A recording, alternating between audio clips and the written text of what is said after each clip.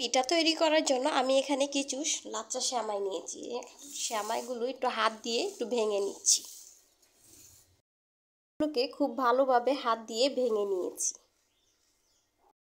পিঠার ডোটা তৈরি করতে আমার লাগবে গরম পানি। এখানে আমি 1 কাপ পানি নিয়ে নিলাম। পানিটা গরম করবই, তাই আমি 1/2 কাপ চিনি দিয়ে একসঙ্গে করে আমি গলিয়ে নিচ্ছি। চিনি আর পানিটা একসঙ্গে মিশিয়ে জাল করে নিচ্ছি। পানিটা বলক চলে আসছে, এখন চুলাটা বন্ধ করে চুলা থেকে নামিয়ে নিচ্ছি। এখন পিঠার ডোটা তৈরি করে নিচ্ছি। এখানে যে চিনির পানিটা গরম করে নিয়েছি এর মধ্যে দিয়ে দিচ্ছি, অল্প অল্প করে দিয়ে স্ট্রেনার দিয়ে মিশিয়ে নিচ্ছি। করে খুব ভালোভাবে মিশিয়ে নিলাম। নিয়ে নিচ্ছি 2টি কলা, ছুলে নিয়ে আলাদা একটা বাটিতে নিয়েছি। কাঁটা চামচ দিয়ে খুব ভালোভাবে মিশিয়ে নিব।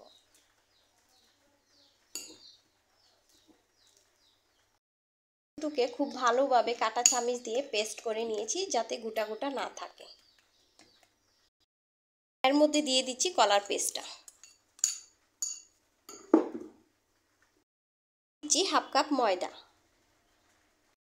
স্বাদ অনুযায়ী লবণ, নর্মাল পানি দিয়ে খুব ভালোভাবে মিশিয়ে নিচ্ছি। এভাবে করে 5 মিনিটের মতো করে সময় ধরে ফেটিয়ে নিয়েছি। খুব ভালোভাবে স্মুথ একটা ডো তৈরি করে নিলাম। আমার লেগেছিল 2.5 কাপ। এখন পিঠা বানানোর জন্য চলে যাচ্ছি চুলায়।